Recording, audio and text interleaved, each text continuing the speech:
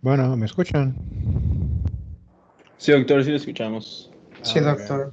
¿Ya están viendo en la pantalla la presentación? Sí, también. Correcto. Podemos empezar entonces. Este Teams que tengo no se quería conectar ahorita. No sé qué les haya pasado a ustedes, está medio lento. En fin, recordemos de la clase pasada que hablamos más o menos someramente sobre lo que es un tumor. Revisamos la definición con cierto detalle. Iremos tomando puntos que, como verán ustedes, se ajustan a la definición que dimos, particularmente la definición nueva, que nos recuerda que los tumores son producto de mutaciones. Aunque en esa definición no sea clara, yo se los aclaré a ustedes que no es cualquier mutación, sino mutaciones en ciertos grupos de genes muy precisos que ya veremos cuáles son. Y que esto hace que la célula tumoral se comporte de cierta manera. Eso no lo dice tampoco la definición, pero lo iremos viendo poco a poco y iremos desarrollando. Es algo muy importante. Vimos luego que los tumores pueden clasificarse en benignos y malignos desde el punto de vista clínico, aunque les comenté que desde el punto de vista de la biología celular, la investigación en tumores, el estudio de los tumores en laboratorio, ahí no se ocupa de benignos y malignos, ahí todos son malignos. La idea de benignidad o malignidad es más bien para la tranquilidad emocional del paciente, del médico tratante, para poder orientarse sobre el pronóstico y sobre el tratamiento más que otra cosa. Pero no nos habla realmente sobre la naturaleza del tumor. Y que los tumores en general tienen 4 características, aunque en su libro solo mencionan 3, pero bueno, la cuarta está inmersa por allá, que son diferenciación, velocidad de crecimiento, invasión, metástasis. Y según cómo se expresan estas características, podemos ajustar al tumor o ubicarlo en el grupo de benignos o malignos. Básicamente, si está bien diferenciado, si crece despacio, si no invade y si no da metástasis, es benigno. Y al revés, si está poco diferenciado, si crece con rapidez, si invade y si da metástasis, es maligno. Pero lógicamente comprenderán que hay muchas combinaciones posibles. Hay tumores malignos que puede que no den metástasis, que no invada. Hay tumores benignos que nunca dan metástasis, eso es cierto. Benignos jamás dan metástasis, pero pueden invadir. Y pueden crecer rápido. Y algunos, rara vez, pueden tener datos atípicos que sugieren poca diferenciación. Así que estas 4 características que estamos viendo son importantes, pero no dan la última respuesta sobre la naturaleza del tumor. Eso complica la situación. Ya habíamos visto diferenciación. Recordemos que se define como la similitud o parecido que guarda la célula tumoral con la célula de la clase de origen. La definición no es muy buena porque, para empezar, en muchos tumores conocemos la célula de origen, pero no en todos. Así que si no sabemos la célula de origen en algunos tumores, pues está difícil precisar qué también diferenciado sea, pero bueno, ese es un punto. Y otro es que la diferenciación se puede ubicar en varios conceptos. El tamaño de la célula, su relación con el tamaño del núcleo, el volumen del citoplasma con el volumen del núcleo, mejor dicho. El aspecto del citoplasma, que puede ser ligeramente diferente del habitual, un poco más eosinófilo, un poco más basófilo. Y sobre todo en el núcleo, las características del núcleo, la forma, el contorno, la cantidad de cromatina presente, las variaciones que pueden presentarse, las mitosis atípicas o normales, el número de mitosis, en fin. Todo eso se suma. Hay diversas maneras de hacer una gradación de los tumores. Los que hayan hecho ya su trabajo o hayan adelantado su trabajo ya lo habrán visto. Y de esta manera se obtiene una gradación. No es el mejor índice, pero ayuda bastante a precisar más o menos cómo se va a comportar el tumor. Hay que recordar que no todos los tumores tienen gradación. La mayoría sí, pero no todos. Hay tumores que simplemente no tienen grado y otros tumores en los cuales hay un grado, pero es único para el tumor en todos los casos. Entonces dice que es de alto grado siempre, o de bajo grado siempre, más o menos. Pero bueno, esas son excepciones más que nada. Entonces vamos a comenzar con invasión. La clase pasada vimos diferenciación y les comenté que solo en un parrafito allá perdido en la inmensidad habla de la velocidad de crecimiento, de que generalmente es lenta en benignos y rápida en malignos, pero con muchas excepciones.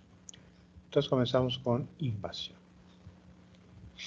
La invasión se refiere, como su nombre lo sugiere, al hecho de que el tumor infiltra o se mete entre las células vecinas. Aquí hay un matiz que hay que distinguir. Todo tumor es una masa de células, es una cosa, vamos a decirlo así, que ocupa un lugar en el espacio, como un órgano, si ustedes quieren, mal hecho, feo, agresivo, pero órgano al fin y al cabo, como el corazón, el hígado, la vesícula biliar, la glándula salival, ustedes quieran. Ocupa un lugar en el espacio. A partir de la célula tumoral única, que es el dogma, la hipótesis que se propone, el origen monoclonal de los tumores, a partir de una sola célula, las demás células hijas que resulten de ella van a ir ocupando espacio, pero no invaden en el sentido de que van desplazando a las células que estaban antes en ese espacio. Después de todo, el cuerpo no tiene espacios vacíos propiamente, hasta las cavidades corporales tienen líquido. Entonces, esas células tumorales van aumentando su número y van desplazando, van empujando a las células normales, haciéndose el espacio que necesitan. Bueno, hasta ahí es ese concepto.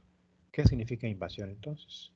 Que las células tumorales se van a meter entre las células normales. Fíjense qué interesante. Van a avanzar y van a ir infiltrándose, vamos a cambiar un poco el concepto, entre las células normales. Y obviamente el tumor al ir creciendo, pues va ocupando la zona de infiltración. Así que un tumor invasor tiene bordes irregulares. En general decimos que si un tumor no invade, probablemente sea benigno, probablemente, no es seguro.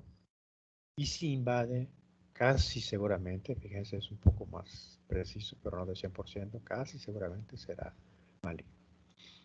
Otra característica interesante de los tumores es que si no invaden, si solamente se expanden, crecen, muchas veces tienen una cápsula fibrosa. Entonces, generalmente un tumor encapsulado es benigno, no siempre, y un tumor sin cápsula es maligno, tampoco en todos los casos, pero bueno. Entonces comenzamos acá. La proliferación de células se acompaña de una infiltración progresiva, invasión y destrucción del tejido vecino. Eso es importante. El solo hecho de la expansión del tumor sin invasión, el aumento del tamaño del tumor, puede causar destrucción del tejido vecino por atrofia. Acuérdense ustedes que la atrofia puede ser causada por compresión tumoral, si se acuerdan de lo que vimos en la primera clase, en las primeras clases. Pero en este caso estamos hablando de que las células tumorales rodean a las células normales y al rodearlas, las asfixian, las matan, y esto hace que el tumor vaya avanzando. En general, los tumores benignos son expansibles, se expanden, como les decía a ustedes, no invaden ni dan metástasis y suelen tener una cápsula, como les decía. La cápsula se refiere a una envoltura de tejido fibroso, como la cápsula del riñón, como la cápsula del hígado, más o menos. Ahora bien, esa cápsula no impide que el tumor crezca. Simplemente es una envoltura que se va expandiendo también junto con el tumor. Lo importante de la cápsula, y esto para reconocer si el tumor es benigno, repito, en la mayor parte de los casos, es que consigue que el tumor sea discreto. Discreto traducido al español quiere decir que tiene un límite preciso. No se refiere a un concepto de una persona confiable que no revela los secretos de otra. Eso es otra forma de discreción.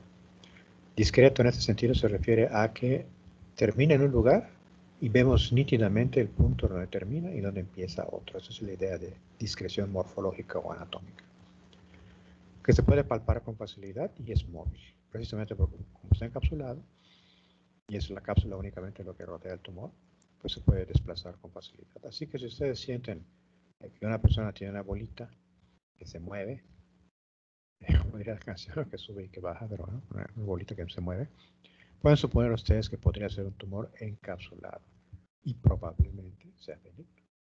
Bueno, no es seguro. Por supuesto hay excepciones, como ya les comentaba a ustedes. Ahora bien, ¿qué ocurre con los tumores malignos?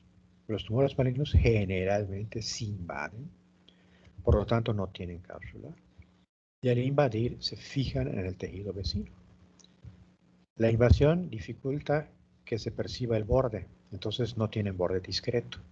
No se siente dónde empieza y dónde termina el tumor. Y además está fijo. Tratan de mover y no se mueve porque precisamente tiene esas, llamémosle raicitas, esas prolongaciones invasoras que lo fijan al tejido normal.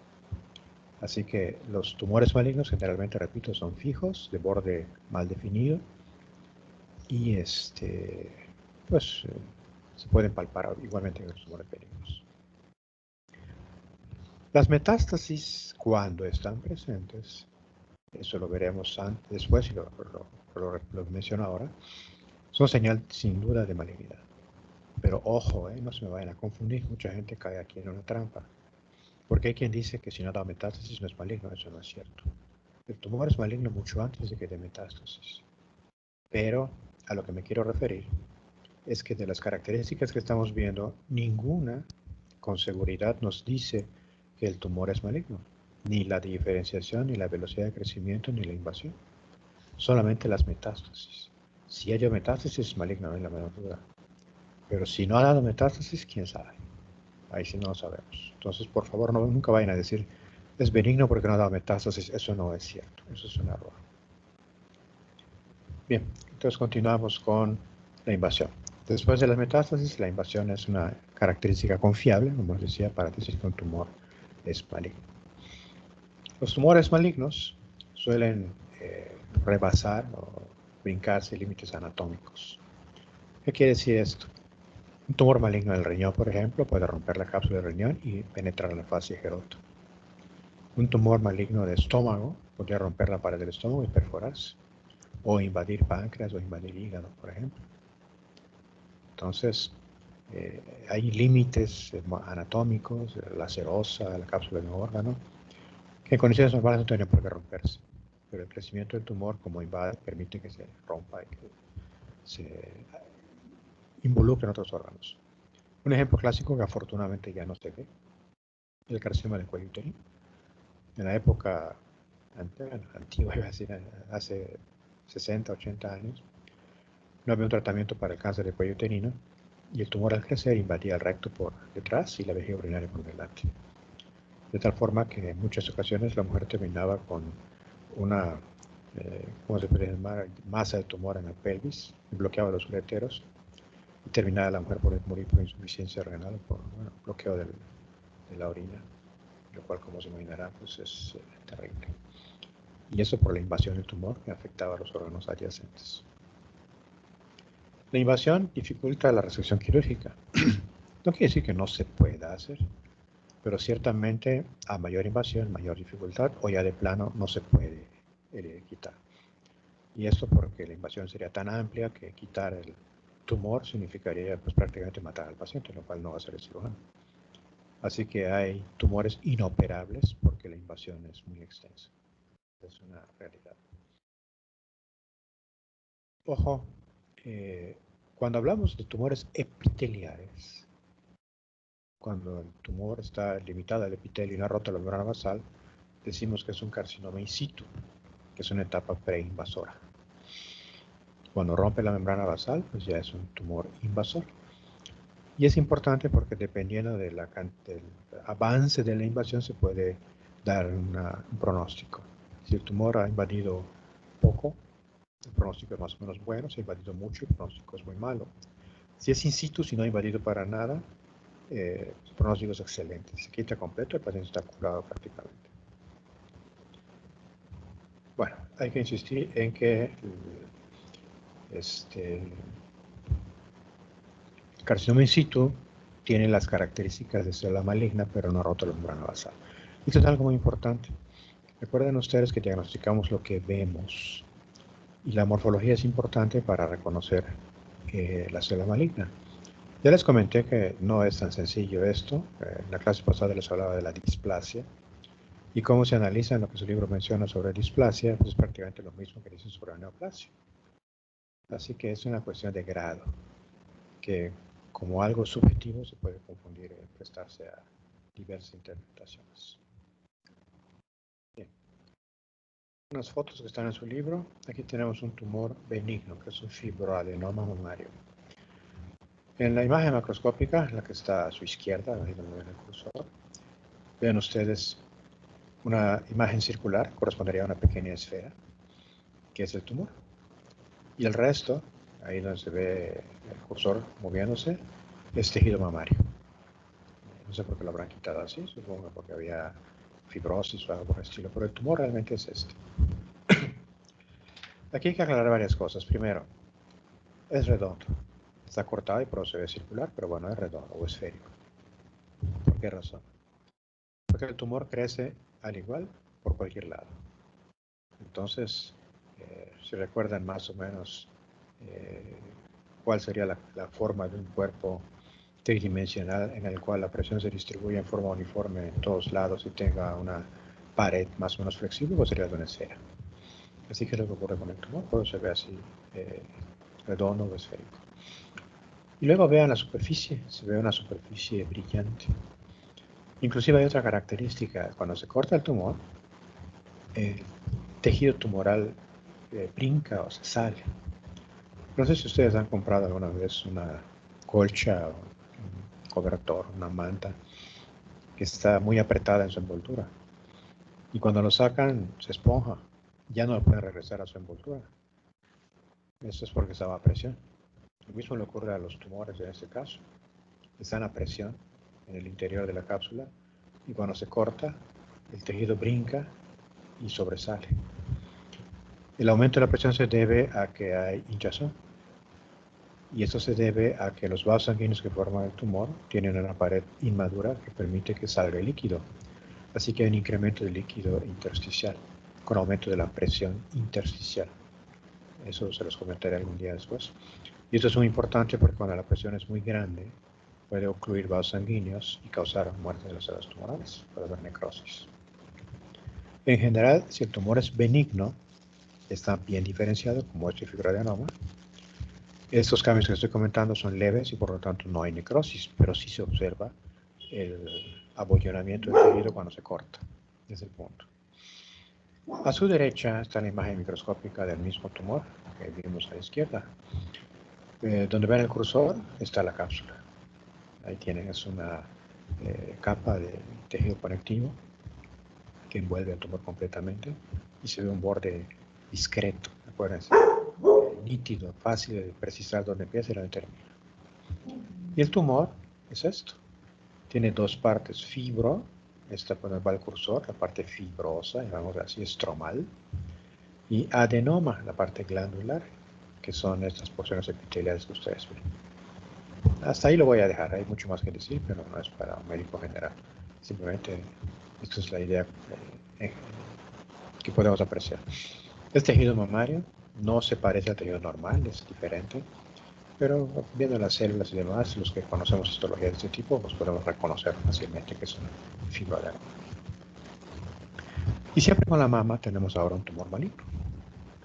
La imagen macroscópica está acompañada de una regla en la cual ustedes pueden ver que el tumor mide aproximadamente, aquí si dibujamos una línea vertical va con el 2, y aquí ya por el 4, unos 2 centímetros de eje mayor, quizá 1,5 centímetros en el otro eje vertical, y vean cómo los bordes no están bien precisados. Aquí el cirujano lo que hizo fue una tumorectomía, en inglés le dicen lumpectomía, pero bueno, quitó el tumor, procurando dejar un margen libre, amplio, tratando de que estas prolongaciones de invasión no llegaran al borde quirúrgico, de tal suerte que se quite el tumor lo más completo posible. Y el patólogo, antes de cortar la pieza y tomar la muestra, esto ya está cortado, esto no llegó así a manos del patólogo, llegó completo, era un bollito de grasa, pues. Entonces, antes de hacer este corte, donde vemos el tumor, el patólogo lo pintó con tinta, por eso lo ven acá negro. Luego lo cortó y tomó la foto. Entonces, al cortarlo, se ve el tumor y se ve como la raicita de prolongación casi llega al borde. Esto es muy importante porque al ver el microscopio, tenemos que apreciar si el tumor llega al borde. Si no llega al borde, podemos afirmar que se quitó completo. Pero si llega al borde, obviamente quedó tumor en el paciente. Esto es una diferencia en el tratamiento y en el pronóstico. Esa es la idea general de esta foto. Y si lo vemos al microscopio, aquí lo tienen. Prácticamente es el mismo. Vean cómo no hay una cápsula, no hay un borde nítido, no es discreto el borde del tumor. Y vean cómo invade, cómo se va metiendo hacia la periferia. No se ve muy bien, pero quizá tenga un poquito de necrosis por acá, que es más o menos sugerente de malignidad. Bien, esa es la idea de invasión. Y ahora pasamos con metástasis. Las metástasis son muy importantes porque representan tumor, pero mucho más agresivo. No es el mejor argumento del mundo, pero todos los que ya revisaron sus trabajos están en ello, habrán advertido que desde el momento que haya metástasis, el paciente está en estadio 4, que es el estadio con el peor pronóstico, y en el cual uno supone que el paciente ya no se va a curar. Así que las metástasis son una mala noticia, una muy mala noticia para el paciente. ¿Por qué es una mala noticia? Esa es la pregunta. Bueno, es lo que vamos a tratar de analizar acá más o menos en contexto. Pero podemos anunciar que las metástasis son mala noticia porque representan un grupo escogido, un grupo selecto de células muy agresivas. Muy, muy agresivas. ¿Por qué razón? Vamos a comenzar a analizar. Insisto, si tienen alguna duda o pregunta, por favor, levanten su manita. Aquí los puedo estar viendo. Bueno, entonces, la metástasis es una diseminación discontinua con el tumor primario. Traducido al español, esto quiere decir que es otro tumor que no se conecta de ninguna forma con el que apareció primero. Así es que como son dos tumores del mismo tipo, suponemos que el que apareció en segundo lugar se originó a partir del primero. ¿Por qué les comento, se los digo de esta manera? Porque aunque es muy raro, se puede dar el caso de que una persona tenga dos tumores diferentes que le aparezcan al mismo tiempo. Pero es rarísimo, rarísimo. Tendría uno que ponerse a trabajar para demostrar que es así y no de otra manera. Para fines prácticos decimos que si apareció primero un tumor y luego aparece otro tumor de las mismas características, el segundo tumor es metastásico. Entonces, se originó del primero. Si ustedes quieren es dogmático, pero es verdadero en inmensa, prácticamente en todos los casos. El hecho de que aparezca la metástasis, como les decía a ustedes, es señal indudable de que el tumor es maligno. Pero, nuevamente, hay que insistir, no esperen ustedes a que haya metástasis para decir que el tumor es maligno, eso sería una barbaridad. El tumor es maligno mucho antes de que dé metástasis, inclusive antes de que invada, hablamos de carcinoma in situ. Y una afirmación dogmática también, que los tumores benignos no dan metástasis. Eso es problemático, no vayan a creer ustedes, he tenido mis conflictos con esto. Porque hay tumores, se los planteo de esta forma, que se consideran benignos, pero pueden dar metástasis en un pequeño porcentaje de los casos. Y además no se sabe, cuando uno lo ve al microscopio, cuál va a dar metástasis y cuál no. Fíjense ustedes en la barbaridad de lo que se plantea, y así lo dice el libro de patología. Tumor benigno, que en el 3, 4, 5% de los casos da metástasis. Entonces, para mí es un tumor maligno, punto. Porque el tumor benigno jamás da metástasis. Ni cuando es joven ni cuando es viejo. Jamás da metástasis. El tumor maligno puede dar metástasis o no, y eso no tiene que ver con su malignidad. Pero bueno, parece que a algunos patólogos se les olvidan estos detalles básicos y escriben las barbaridades que les comenté en libros importantes de patología, no vayan a creer ustedes. Y eso les mostrará a ustedes también que no todo lo que digan los profesores o los libros es palabra divina, escrita en mármol, allá inquebrantable. Hay muchas cosas discutibles que podemos decir los maestros, así que a ustedes les toca también estudiar bastante. Bueno, por esto de aquí está fuera de lugar, consta. Si es tumor benigno, nunca va a dar metástasis. Y si es tumor maligno, vamos a estar seguros de que es maligno cuando las veamos. Pero por supuesto no vamos a esperar que las dé para decir que es maligno. Bien, ¿y cómo da las metástasis? La célula tumoral que invade, la primera condición es que tiene que invadir, si no invade no hay metástasis. Va a invadir vasos sanguíneos, vasos linfáticos o una cavidad corporal. Y entonces tiene la oportunidad de irse a otro lado. Una vez que penetre un vaso, ya sea linfático o sanguíneo, o que penetre a una cavidad peritoneal o pleural o espacio aeroideo, se puede ir a otros sitios distantes. Todos los tumores malignos pueden metastatizar. Eso es fundamental. Todos pueden, ojo con la palabra, pueden hacerlo. No quiere decir que necesariamente lo hagan. De hecho, hay algunos que lo hacen muy rara vez y siguen siendo malignos. Por eso les decía que cuando he visto en algunos libros que dicen que es benigno y da metástasis, entro en conflicto. Bueno, la invasión y las metástasis son dos cosas diferentes. Parecen iguales, pero son diferentes. Y la confusión deriva también porque, como les decía, tiene que haber invasión primero para que haya metástasis después. Pero el hecho de que haya invasión no significa que haya metástasis necesariamente. Pero si ya hay metástasis, a fuerza tuvo que haber invasión antes. Espero que quede clara la idea. Las metástasis, como son un grupo selecto de células, selectas por su agresividad, repito, por su capacidad de supervivencia, pues con frecuencia también son células con anaplasia, o sea, indiferenciadas, que invaden, crecen rápido y generalmente el tumor tiene un tamaño bastante grande. Por supuesto, hay muchísimas excepciones a esto.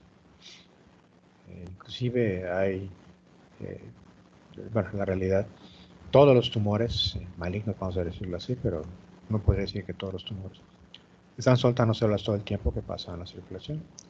Pero en la inmensa mayoría de los casos se mueren las células malignas. Y esto es importante porque ahora existen técnicas de diagnóstico exóticas ahí que aquí no tenemos. Yo solo las conozco de oídas, como la biopsia líquida, que consiste en tomar una muestra de sangre y localizar células tumorales allá. Y entonces ya dice uno que el paciente tiene cáncer, de cuál tipo, etcétera, etcétera. No son metástasis, solo son células circulantes. Ahorita les voy a explicar un poco más con detalle esa situación. Esto, por favor, tenganlo presente. Bien. Cuando un tumor se diagnostica, un tumor maligno se diagnostica, grande o chiquito, no nos importa. Vean ustedes, una tercera parte, bueno, un 30%, ya tiene metástasis. Recuerden ustedes que dijimos hace un rato que los tumores pueden ser malignos, carecen de cápsula y están invadiendo. Y que cuando se quitan, como el ejemplo de la mama que vimos, el cirujano trata de quitarlo completo. Tal suerte que el patólogo le puede decir al médico y al paciente en su informe, quitaron el tumor completo, los bordes del tumor, perdón, de la pieza quirúrgica no tienen tumor, el tumor ya se fue. Ah, qué bueno, pero eso no es que el paciente esté curado, por esto que estamos viendo acá. Porque en esa cirugía, el cirujano pudo quitar el tumor primario completo, pero las células tumorales hace rato que salieron, y hace rato que llegaron a otro lugar, y quizá no han comenzado a proliferar para el punto de que las podamos reconocer. Porque aquí viene otra cosa. Las células tumorales que van a dar origen a las metástasis son muchas, por supuesto, pero la mayoría mueren. Basta con una sola que sobreviva. Recuerden el origen monoclonal de los tumores, una sola para que esa dé origen a un tumor en alguna parte del cuerpo X. Y eso puede tardar meses o años. Así que el paciente se puede operar. El médico puede presumir, quite el tumor completo, el paciente está curado. Y eso no es cierto. A nuestro paciente hay que darle seguimiento durante varios años, generalmente 5 años. Y si en 5 años no ha aparecido el tumor, podríamos decir que el paciente está curado. Pero eso no es cierto para todos los tumores. Hay tumores que pueden aparecer 10, 15 y hasta 20 años después. Son raros, pero se puede dar el caso. Pero bueno, para no crearles confusión a ustedes, vamos a decir que 5 años es una buena cifra. Si en 5 años no apareció un tumor, prácticamente podemos decir que el paciente está curado de ese tumor. Hay otra cosa que nos dice su libro que se los comento a ustedes de una buena vez. Es una impresión mía personal, no lo he visto escrito en un texto, pero bueno. Un paciente que ya tuvo un tumor puede tener otro. Yo lo veo como un terreno fértil. Ustedes saben que hay terrenos en los cuales uno puede sembrar ciertas plantas. Los que sepan de agricultura o de ingeniería agronómica, no sé qué, les sabrán mucho mejor que yo, por supuesto. No cualquier terreno da para cualquier cosa. Entonces, los seres humanos tenemos un terreno fértil para padecer diabetes o hipertensión o cáncer. Esta forma medio agrícola de ver la medicina, que es una visión mía personal, me ha servido para entender lo que les estoy comentando a ustedes.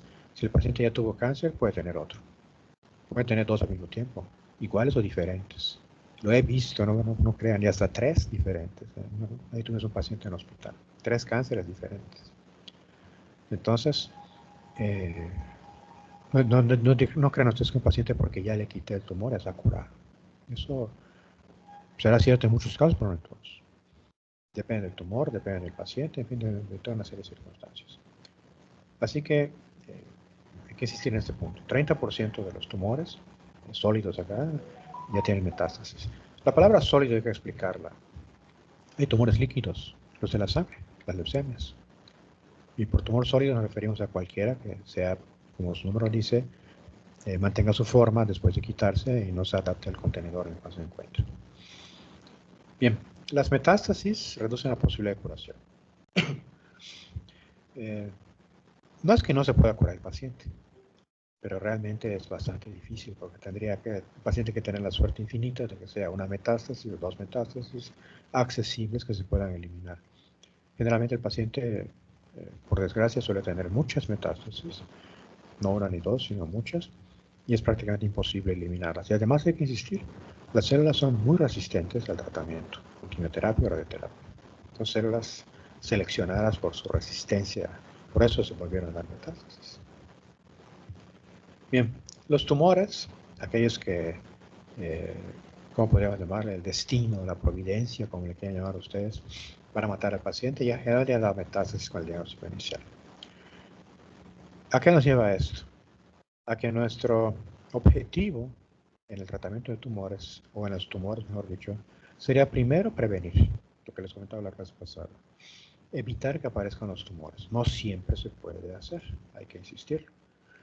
Hay tumores en los cuales sí podemos prevenir. No todos los cánceres de pulmón, pero la mayoría si dejamos de fumar. Para darles una idea a ustedes.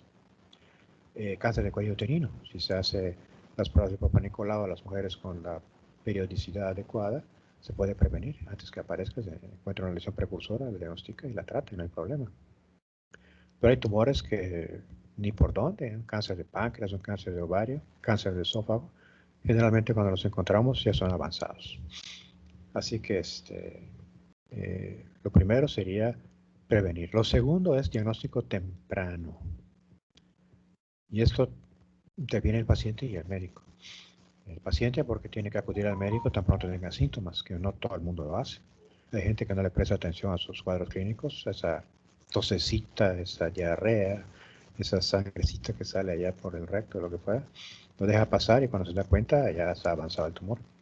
Y el médico también tiene la obligación de tener la perspicacia, la agudeza clínica, de sospechar que podría haber un tumor y actuar en consecuencia. En el caso de un buen médico general, pues simplemente derivar al paciente con el especialista que corresponde. Si logramos hacer eso, podríamos salvar a más pacientes de los que tenemos ahora. Lamentablemente hay alguna falla. En fin, los tumores líquidos, aquí se explica, leucemias. Linfomas no son tumores líquidos, son tumores sólidos. No sé por qué le pusieron acá. Bueno, las leucemias son los únicos líquidos. Se derivan de la sangre. Los linfomas no se derivan de la sangre, se derivan del tejido linfoide. Ganglio linfático, anillo de Valderas, las amígdalas, placa de Peyer, tejido linfoide asociado a mucosas, vaso, timo. Ahí tenemos a los linfomas. Esos los tumores líquidos, perdón, las leucemias están diseminadas todo el tiempo, en todo el cuerpo. Por eso verán que no tienen salificación las leucemias. Si es tumor de la sangre, pues la sangre está en todo el cuerpo, así que no hay tenor. Los linfomas sí tienen salificación. Los que vean visto linfomas lo verán. La salificación en agua ya la revisaremos algún día en clase. Bien. Decíamos entonces que los tumores se pueden diseminar por tres vías: por la sangre, por los vasos linfáticos o por las cavidades corporales. Y aquí lo tienen, ¿verdad? Es muy importantísimo que lo tengan en cuenta. Y hay una forma más de diseminación que sería la iatrogénica. O sea, iatrogénico quiere decir la provocada por el médico. ¿Qué significa esto? Que si yo pico un tumor para hacer un diagnóstico, podría ser que al retirar la aguja arrastre células tumorales en el trayecto de la aguja, y esto podría facilitar que hubiera metástasis o que hubiera más invasión. Eso en realidad es rarísimo, rarísimo. Yo no conozco ningún caso. Los informes que he leído son de 1 en 10.000, 1 en 5.000, en fin, es rarísimo. Así que prácticamente eso no tiene importancia. Hay una excepción, la biopsia de testículo. No sé hasta qué punto sea real, verdad o mentira, pero es un dogma que se tiene desde hace muchísimo tiempo, que un tumor testicular no se toca. Si se demuestra que hay un tumor testicular con ultrasonido, con tomografía, el testículo se quita completo. Y esto porque si se diseminara el tejido tumoral en el escroto, la diseminación podría ser tremenda en toda la zona del perineo, en la cara interna de los muslos, en el pubis, debido a que hay un enorme riesgo linfático. Esa es la idea. Yo no lo he visto, pero desde que yo era estudiante y mucho antes, existe esa norma, ¿no? La biopsia de testículo no se hace, excepto, siempre hay excepciones, en leucemias, por ejemplo. Si el paciente tiene leucemia y se encuentra un testículo aumentado de tamaño, la leucemia está en todo el cuerpo, acuérdense ustedes, en todo el cuerpo. Se toma una biopsia de testículo para demostrar que sí hay allá. Esto es importante porque recordarán ustedes que el testículo es uno de los santuarios inmunológicos. Bueno, cordón espermático les dije en realidad. Esto es importante porque ahí no llega el agente quimioterápico ni la respuesta inmunológica y la célula tumoral puede prosperar. Así que el tener infiltración testicular por leucemia en un paciente cambia el pronóstico radicalmente. Y esa es la excepción a esta regla que yo conozco. Fuera de eso, insisto, si hay datos de tumor en un testículo, el testículo se quita. No se toca. Bien, entonces comencemos con la diseminación. Cavidades corporales y superficies corporales. Aquí, ahí tienen la lista: cavidad peritoneal, cavidad pericárdica, articular, pleural y espacio granoideo. Básicamente la idea es que la célula tumoral llega al sitio y se disemina en el líquido que corresponda, el líquido sinovial, el líquido pericárdico, etc. Y queda en la superficie. No entra propiamente. Aquí también hay discrepancia. Algunos autores dicen que para que sea metastásico tiene que romper la superficie y penetrar en el órgano que le corresponde. Y si no lo hace, pues es una siembra superficial que no tiene mayor importancia. Es un concepto que se aplica sobre todo a ovario, me parece recordar. Pero, bueno, hay que tenerlo en cuenta, por lo que parece. La idea es la siguiente: si la célula tumoral está estrictamente depositada o asentada sobre un órgano, no es estrictamente hablando una metástasis, sino que tiene que depositarse sobre el órgano y entrar. El ejemplo clásico que conozco es el tumor de Krukenberg. El tumor de Krukenberg, del ovario, que es un tumor, bueno, en realidad no es un tumor, son metástasis en los dos ovarios se hacen grandes, y generalmente son tumores del colon o del estómago que llegan al ovario y lo invaden. Esa sería la forma de entenderlo. Son metástasis ováricas, pero a partir de diseminación en la cavidad corporal. Otro tipo de tumor relacionado con este es el pseudomixoma peritoneal. En realidad no es un tumor estrictamente hablando, sino que es un adenocarcinoma productor de moco. La célula tumoral produce moco, mucho moco, y cuando llega a la cavidad empieza a producir moco. Entonces el paciente va a tener una ascitis de moco, que es lo más frecuente porque generalmente son tumores del apéndice, como ustedes ven, el apéndice pernicular. El tejido del epitelio del colon se caracteriza por producir moco precisamente. Así que un adenocarcinoma mucoproductor de colon que disemina la cavidad peritoneal va a producir esta lesión que estamos observando. Y también puede ser de ovario, como ustedes pueden ver en carcinomas mucinosos. Aquí tienen ustedes un cáncer de colon. Vean cómo ha invadido el tejido adiposo y está alrededor de, cerca de la pared del colon, entonces de la capa muscular propia. Esto no es estrictamente una metástasis, es invasión nada más, pero aquí vienen las células tumorales. Bien, entonces repetimos: la diseminación por cavidades corporales implica la invasión del órgano sobre el cual se haya asentado el depósito de células tumorales. Luego vamos con la diseminación linfática. Aquí viene una primera salvedad. Recuerden ustedes que los tumores pueden ser de epitelio o de mesénquima, entendido por mesénquima el tejido conectivo embrionario. O dicho de otro modo, de tejidos derivados del tejido conectivo embrionario. carcinomas, sarcomas. Recuerden, carcinomas de epitelio, sarcomas mesénquima. La afirmación dogmática es que los carcinomas les gusta diseminarse por los vasos linfáticos, mientras que a los sarcomas les gusta diseminarse por los vasos sanguíneos. Así que decimos que la vía preferida de los carcinomas es la linfática y no es la vía preferida de los sarcomas. Y al revés, la vía preferida de los sarcomas es la vía sanguínea y no es la preferida de los carcinomas. Pero por supuesto, hay excepciones. Continuamos con linfáticos. Los tumores no producen vasos linfáticos. Eso alguien me lo preguntó en la clase pasada. Aquí lo tienen ustedes. Un vaso linfático es una estructura más o menos complicada y es un hecho que no aparece allá. Cuando nosotros los patólogos hablamos de invasión de vasos linfáticos, nos referimos a vasos linfáticos que están en la orilla del tumor. Ahí los vamos a buscar. Y hace un rato les dije a ustedes que el tumor tiene hinchazón, tiene un aumento de líquido intersticial. Bueno, esta es otra razón. Les mencioné a ustedes que porque los vasos sanguíneos son inmaduros y permiten que el líquido escape por su pared, correcto. Pero también, como no hay linfáticos, no hay manera de eliminar el excedente de líquido. Y por eso el tumor se hincha. Eso es característico de ellos. Por ejemplo, en una resonancia o en una tomografía de tumor cerebral se ve claramente un anillo claro producido por la hinchazón vecina al tejido tumoral, y es porque el tumor está resumando líquido, sacando líquido en gran cantidad. Los vasos linfáticos en el margen del tumor generalmente son suficientes, más o menos.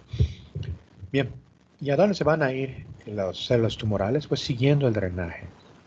Así que en el caso de los tumores de mama, por ejemplo, pues se van a la axila.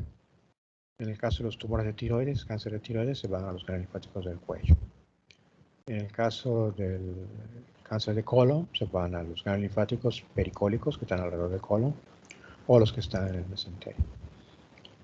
Y algo muy importante también es que los ganglios linfáticos se pueden brincar. O sea, podría ser que un ganglio linfático cercano al tumor no tenga tumor y un ganglio linfático lejano sí tenga tumor. Eso podría ser el caso.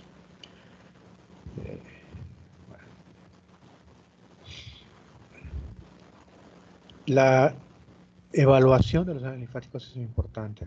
Todos ustedes ya habrán visto la relación TNM. T, tumor, N, ganglios linfáticos, M, metástasis. Así que el número y ubicación del ganglio linfático es muy importante porque eso contribuye a establecer el pronóstico. ¿Cómo va a ir? Y también, por supuesto, el tratamiento. No es lo mismo un paciente sin metástasis ganglionares. Son metástasis también, pues, ¿no? Pero como tiene un significado diferente, lo ponen como N. O paciente con metástasis ganglionares, pues la situación es distinta y requieren tratamientos diferentes, más agresivos el que ya tiene la infiltración de ganglios linfáticos. Ganglio centinela es un ganglio que está cerca del tumor, el más cercano al tumor, y por lo tanto es el ganglio que debe presentar metástasis en primer lugar. Recuerden que el tumor se puede brincar ganglios, pero bueno, en términos generales es muy raro. Así que aprovechando eso, usamos lo del ganglio centinela. ¿Qué importancia tiene esto? La idea es reducir la morbilidad, las complicaciones, pues, de la cirugía en un paciente. El ejemplo clásico que puedo darles es cáncer de mama, pero como ven abajo, se puede usar también para cáncer de colon o melanoma. ¿Qué ocurre con una mujer que tiene un cáncer de mama? En los tiempos actuales, si el tumor es muy chiquito, quizás baste con quitar el tumor de centímetro, medio centímetro. Pero si el tumor es mucho más grande, 2-3 centímetros, quizás sea necesario quitar la mama completa o un cuadrante de la mama, según eso ya el cirujano oncólogo lo decide. Pero el cirujano tiene que estar enterado de cómo está la axila, si hay metástasis ganglionares o no, porque es importante para que el oncólogo médico después de determinar qué quimioterapia va a darse o qué radioterapia va a dar a la paciente. Ahora bien, si le quito los ganglios de la axila, la señora va a tener graves problemas en el ganglio linfático del brazo. Hay linfedema que puede ser muy molesto para la paciente. Así que lo ideal sería no quitar los ganglios. ¿Cómo solucionamos este conflicto? Pues nos vamos sobre el primer ganglio, el que está más cerca del tumor, o de la mama, mejor dicho. Lo que se va a hacer entonces es inyectar un medio que puede ser radioactivo, un isótopo, que con una máquina especial puede detectar dónde anda. Y donde se acumule, pues ahí está el ganglio seguramente. O un colorante, un azul de, no me acuerdo qué es, de toluidina, ¿verdad? Un azul especial. No es cualquier cosa que encuentren en la tlapalería, un azul especial que usan los médicos. Depende también de un número muy particular. Que se inyecta en la mama y después de esperar un tiempo, una media hora, 3/4 de hora, se empieza a seguir donde se acumuló el color. Y ahí donde es más brillante el color, pues es el ganglio linfático que nos interesa. Se toma ese ganglio, se manda al patólogo, lo evalúa el patólogo en un tiempo muy corto, y le dice al cirujano, hay o no hay tumor. Y el cirujano sabe lo que tiene que hacer. Si el ganglio en centinela tiene tumor, ya sabe que tiene que quitar el resto de los ganglios para saber cuántos ganglios están afectados y establecer el pronóstico. Y si el ganglio en centinela no tiene tumor, ahí se acabó la cirugía. Quiere decir que no hay más ganglios afectados y basta con quitar el tumor que está en la mama. Esa sería la idea del ganglio centinela, facilitarle al paciente un tratamiento más apropiado, reduciendo las complicaciones quirúrgicas. Los ganglios linfáticos podrían realmente detener la diseminación del tumor, pero esto no siempre ocurre así.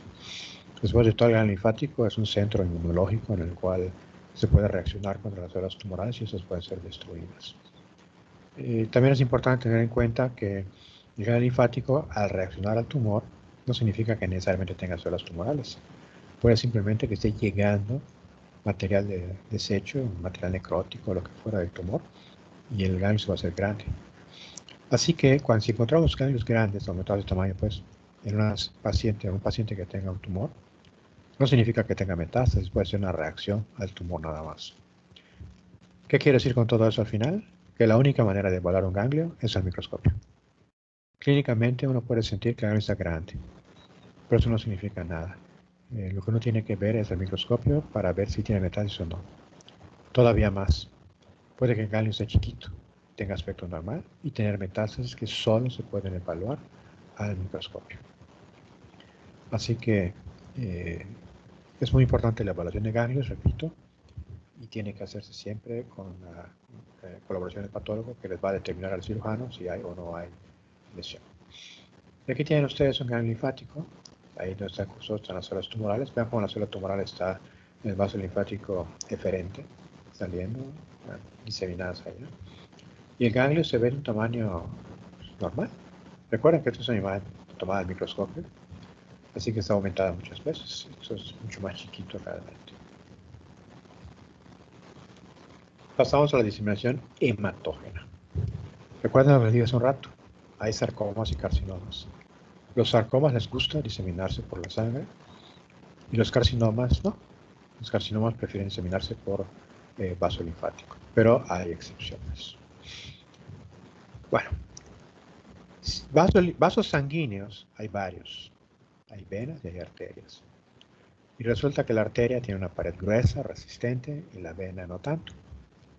Así que la vena es el punto más importante para encontrar metástasis sanguíneas. Y cuando se trata de vasos sanguíneos del tumor, ahí no hay venas ni arterias, tienen una configuración diferente.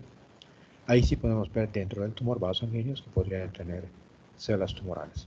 Aunque en realidad lo que nos importa es ver los vasos sanguíneos que están afuera del tumor.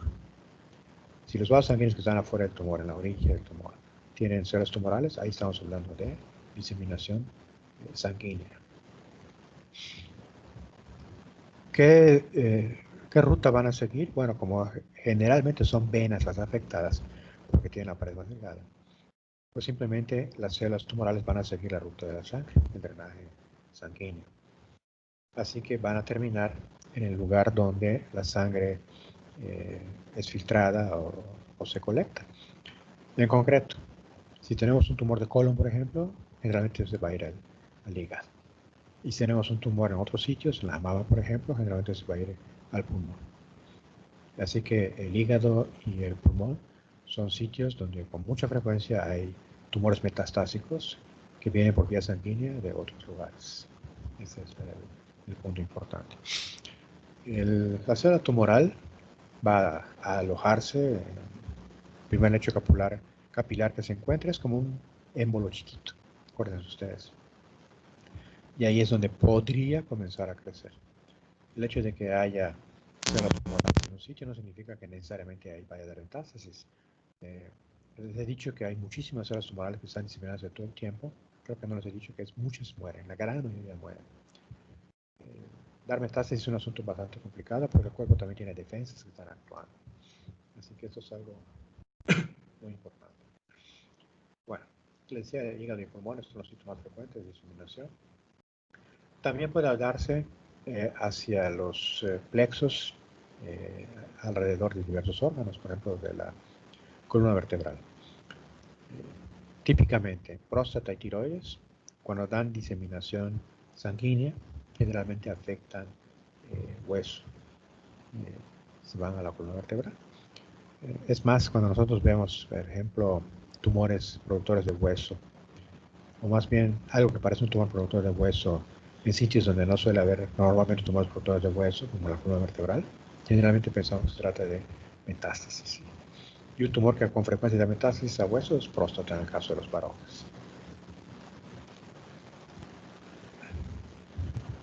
Bien, hay tumores que les gusta invadir venas, como ustedes pueden ver, y hay que evaluarlas cuando se operan. Los dos más clásicos son el carcinoma de células renales, que invade la vena renal.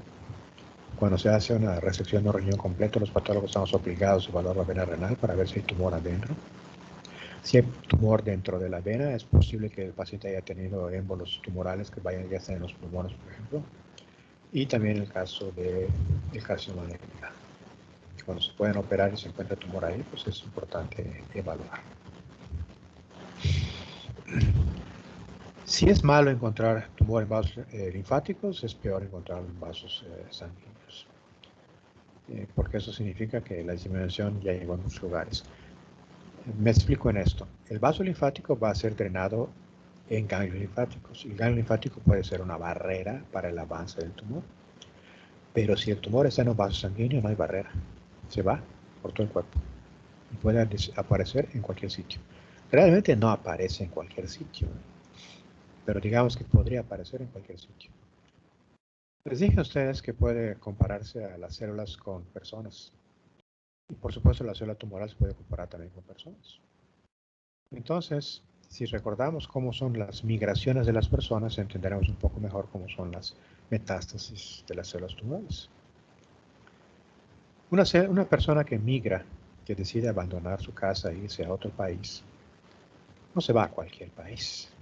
Se va a un país que le ofrezca una oportunidad de vida mejor que la que tiene en su lugar. Me parece absurdo pensar que alguien deje un penthouse en Mérida y camionetas de lujo, en su casa en la playa, San Bruno o algo así, y se vaya a un departamento miserable en San Francisco o en Houston, ¿no?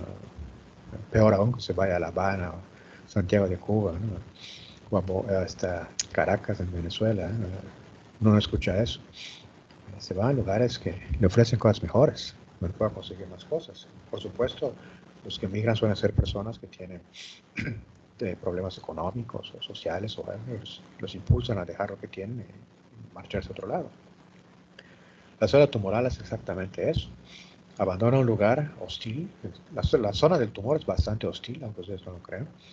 Ya les explicaré también en su momento. Falta oxígeno, falta nutrientes, hay una lucha constante por la supervivencia entre las células tumorales. Están siendo agredidas por células inmunológicas, por células inflamatorias, de tal suerte que en esa lucha constante se hace una especie de selección evolutiva de la célula tumoral, y las que escapan son células potentes, fuertes, que tienen que enfrentar a una serie de problemas en la circulación hasta sentarse en algún sitio. Así que el hecho de que se vayan por la sangre, pues pueden llegar a muchos lugares. Hay lugares favoritos, como les decía, el pulmón, el hígado, también puede ser el cerebro, la piel, en fin, varios lugares. Hay lugares que no le gusta a nadie, ¿no? Algo así como migrar a Corea del Norte o migrar a Venezuela, ¿no? Creo que nadie en su sano juicio iría para allá, por lo que ustedes ya conocen, me imagino. Entonces, ¿qué lugares son como Venezuela en el cuerpo humano para las metástasis? El músculo esquelético y el vaso. rarísimo que haya metástasis ahí. ¿Por qué razón? ¿Quién sabe? El vaso no podría suponer que es un área hostil porque tiene tejido linfóide, pero el músculo esquelético no tengo la menor idea, pero es un hecho de que encontrar metástasis ahí es extraordinario. Así que las células tumorales que entran a la sangre pueden ir a muchos lugares, pero no a cualquier lugar. Eso es algo en general. Aquí tiene un hígado lleno de tumor. Aquí lo pueden apreciar, un montón de metástasis. Cada nódulo que ustedes aprecian es una zona metastásica.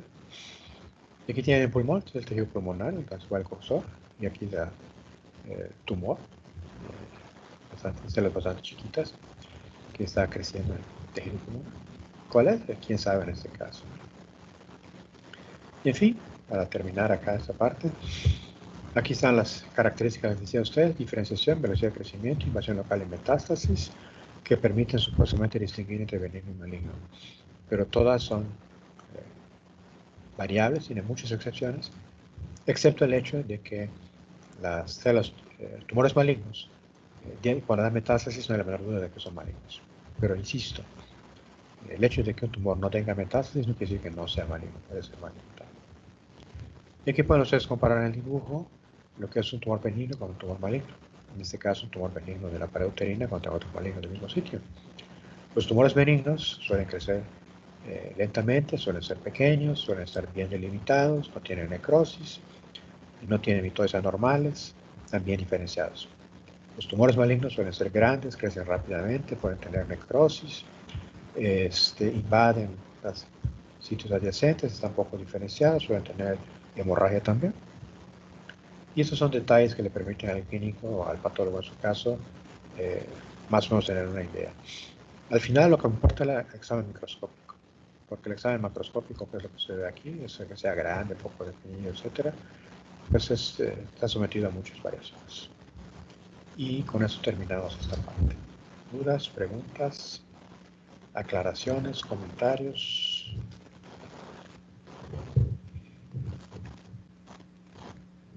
¿Nadie? Maestro, Sí, escucho. entonces, cuando hay una displasia en el epitelio es porque hay una parte del epitelio que está alterado, ¿no? Cuando ocurre en todo el grosor es carcinoma in situ, y cuando se rompe la membrana basal ya sería carcinoma en sí, ¿no? ¿Cáncer? Carcinoma invasor. Ok. Eso es. Muy bien, correcto. ¿Alguna duda, pregunta, comentario? Doctor, Frida, ¿sí? ¿Escucho? cuando usted menciona que un tumor benigno puede ser mortal, ¿es por el sitio anatómico en donde se encuentra o por qué lo dice? Sí, así es. Hay Ah, tumores que se encuentran en lugares inoperables y aunque sean benignos al crecer pueden matar a la persona. El ejemplo clásico es un tumor intracraneal. Un meningioma, por ejemplo. Un adenoma de hipófisis. Son benignos, pero si se hacen muy grandes matan al paciente. ok, doctor, gracias. ¿Alguna otra pregunta? Doctor, ¿cuándo se considera que una leucemia hizo metástasis? No hay metástasis porque están en todo el cuerpo desde el principio. Por eso no tienen estadio. Ok, gracias. ¿Alguna otra pregunta? Muy bien, si no hay otra pregunta, vamos a continuar con el siguiente tema, que es epidemiología del cáncer. Creo que ya están viendo ustedes la presentación, ¿me parece?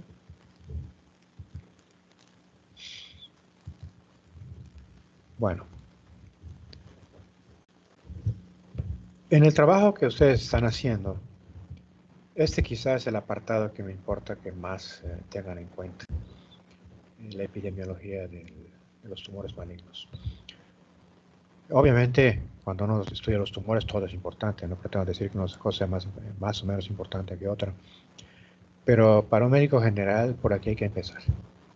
Siempre hay que tener en cuenta la edad del paciente, el sexo del paciente, a veces el trabajo que tiene, la ubicación geográfica, etcétera, porque todos son factores que influyen en qué tumor se puede tratar, qué tipo de tumor puede tener el paciente. Es algo muy importante.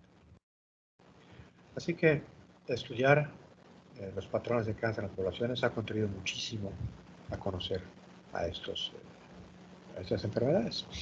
Por ejemplo, haber advertido que el cáncer de pulmón es más común en pacientes fumadores. Eso está fuera de discusión. Ojo, no quiere decir que el tabaco cause cáncer. Solo quiere decir que la relación entre tabaquismo y cáncer es muy intensa, muy fuerte. Y recuerden ustedes que hay pacientes que tienen cáncer de pulmón sin haber fumado jamás. Pacientes fumadores que nunca tuvieron cáncer. Por eso es que la causalidad es difícil de afirmar categóricamente. Pero definitivamente hay una relación, no hay la menor duda. La dieta rica en grasas con baja fibra y cáncer de colon. Esas personas que les fascina la carne asada, pues tienen más riesgo de cáncer de colon que otra cosa. A mí me encanta la carne, y no voy a decir que no. Vegetariano no soy, definitivamente. Pero prefiero antes que la carne las verduras. Una verdura bien aderezada, su vinagreta es algo delicioso, o alguna de las aderezos habituales que me pueden encontrar, ¿no? Ahora bien, si han ido a un restaurante argentino, yo he ido varias veces, disfruto la carne, pero nada más. No sé si les ha tocado a ustedes. ¿Qué les entregan? La carne, una papa, una cebolla, su chimichurri y se acabó la historia. Y que qué rico y que no sé qué. Yo siempre me quedaba, bueno, ¿dónde está la verdura, no? ¿Dónde está el pasto? Como diría alguien. Pues a mí no me convence. Pero eso es lo que le fascina a muchas personas. Carnes asadas. Cuando hacen las carnes asadas, ahí tienen sus cortes allá, su arrachera, lo que ustedes quieran. Quizá un poco de salsa, obviamente la cerveza que nunca falta, pero la fibra no hay. ¿Y qué es lo que ocurre? La carne tiene grasa. Al meter la carne al asador, se queman parte de las proteínas y parte de la grasa y aparecen nitrosaminas, compuestos nitrogenados cancerígenos, que pasan al intestino. Como prácticamente lo que se come es eso, no hay fibra, el alimento se queda más tiempo en el intestino. Ya procesado, ya no es alimento, pues ya son desechos. Y el tiempo de exposición a los agentes cancerígenos es mayor, porque no sale, porque no hay bolo fecal para que sea impulsado por el intestino. De hecho, las personas que no consumen fibra suelen ser estreñidas. Así que es mucho más frecuente el cáncer de colon. Y esto es una realidad. Si la persona que come carne consumiera una gran cantidad de vegetales con fibra, seguramente su riesgo sería mucho menor. Esto es disputado, no van a creer que es algo aceptado por todo el mundo. Hay quien dice que la fibra no sirve para nada. Pero bueno, a veces yo no creo en los nutricionistas porque a veces escucha uno cada cosa. Que si el aguacate no sirve, que sí sirve. Que si el plátano no sirve, que sí sirve, ¿no? Que si tal cual cosa es lo máximo y lo supremo, y ahí se andan peleando entre ellos. Pero independientemente de eso, hay observaciones concretas, reales, que sostienen lo que aquí se está afirmando. Que una dieta baja en fibras, con mucha grasa, predispone a cáncer de colon. Por supuesto, hay factores ambientales. Cómo está la comida, cómo se procesa. No es lo mismo hervido que asado, que a la parrilla, que ahumado. Hay variaciones y eso afecta grandemente. Racial es una realidad que si uno está más o menos pintado, o sea, si uno es blanco, negro o amarillo, como dirían clásicamente, hay cierta tendencia a ello. Habría que pensar que es más genético que otra cosa, ¿eh? Eso de racial, ya saben ustedes que tiene cola que le pisen, luego la gente empieza a pensar tonterías, a discriminar personas sin sentido, que porque estás así o de esta manera, y que desprecio porque no eres igual que yo, en fin, babosadas allá que no tienen ningún sentido. Pero bueno, si lo pensamos en términos genéticos, es mucho más preciso. La realidad es que en el mismo grupo étnico, vamos a decir así, hay familias que tienen una tendencia hacia el cáncer. Y creo que por ahí podríamos tener una mejor idea de esta situación. También hay influencias culturales. Creo que el mejor ejemplo es la circuncisión. Es sabido que en los pueblos que se circuncidan, específicamente las personas de religión judía, el cáncer de pene es rarísimo. Se atribuye a esta situación, al no haber prepucio en los varones, no se acumula el esmegma, que puede ser cancerígeno, eso dicen algunos, y aparece. Yo lo relaciono con otra cosa, más bien con la higiene, pero bueno, Ya lo comentaremos en su momento. Y hay enfermedades que se asocian con incremento de riesgo de cáncer. Por ejemplo, hay pólipos de colon que pueden tener un mayor riesgo de cáncer. La metaplasia gástrica en el esófago, el esófago de Barrett, también puede relacionarse con cáncer. Así que es importante tener en cuenta esos detalles. El impacto global. Bueno, estas son cifras ya medio viejas, ¿no? En 2008, 12.7 millones de nuevos cánceres, 21.000 muertes al día. Al 2030 se calcula que habrá mucho mayor número, 21.4 millones y 13.2 millones de gente. Y este comentario típico de Robbins, ¿no? La única manera de evitar el cáncer es no haber nacido. Vivir es incurrir en riesgo. Es muy cierto. Si ustedes no quieren tener cáncer, suicídense inmediatamente. Es una estupidez lo que estoy diciendo, lo admito, pero la realidad es esa.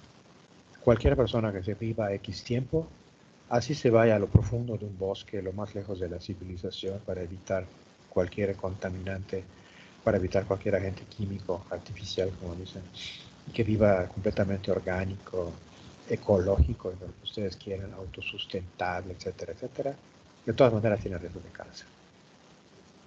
Simplemente por el hecho de vivir, porque hay división celular, como les comentaba a ustedes. Así que es una realidad que todos tenemos. Como veremos más adelante cuando estudiamos la parte de mutaciones, algunos tienen más riesgo que otros, eso es una realidad también. Bueno, hay variaciones geográficas en la aparición de diversos cánceres, tiene que ver con factores ambientales, factores culturales, como veíamos, y esto es muy importante porque puede sugerir que hay cánceres que se pueden prevenir. Si nosotros hiciéramos modificaciones dietéticas o de los hábitos que tenemos, podríamos mejorar. ¿A qué me refiero con hábitos? No consumir alcohol, no fumar tabaco, dos hábitos que no tienen que ver con la dieta. Y dietéticamente hablando, consumir mucha fibra, consumir menos carne, más fruta, más verdura, etcétera, también podría reducir la cantidad de cáncer que tienen las personas. Los cánceres más comunes en hombres: próstata, pulmón, colon; en mujeres, mama, pulmón, colon. Estas son cifras, o son datos, mejor dicho, no son números, perdón, son datos norteamericanos. Porque recuerden que es un libro escrito por gringos para gringos. En otros lugares puede variar completamente. Así que esto no hay que tomarlo tan al pie de la letra. En muertes por cáncer, en diagnóstico de cáncer en Estados Unidos, pulmón, mama, próstata, colon, y en otros lugares del mundo, en varones, pulmón, estómago, hígado, y en mujeres, mama, cuello uterino y pulmón. Esos son más o menos. Y este dibujo que muestra porcentajes es importante que lo analicen, que lo evalúen ustedes, porque como pueden apreciar hay variaciones. No es lo mismo la incidencia del cáncer, cuántos cánceres aparecen, que la mortalidad por cáncer. Por ejemplo, vamos a ver acá, pulmón 14%. En varones el 14% de los tumores son de pulmón, tumores que aparecen. Y si nos vamos acá, muerte.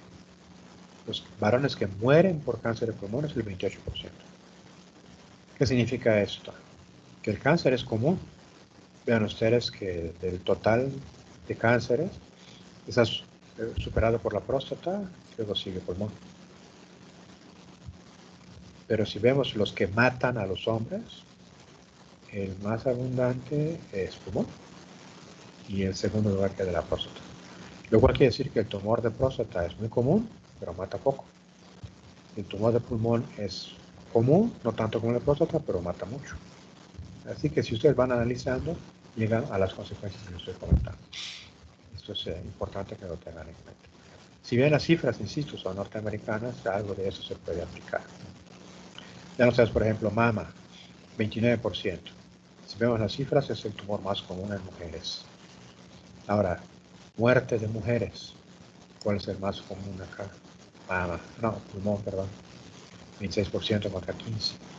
Así que, aunque el tumor de mama es muy común, mata poco, comparado con el tumor de pulmón, que no es tan frecuente, pero mata muchísimo más.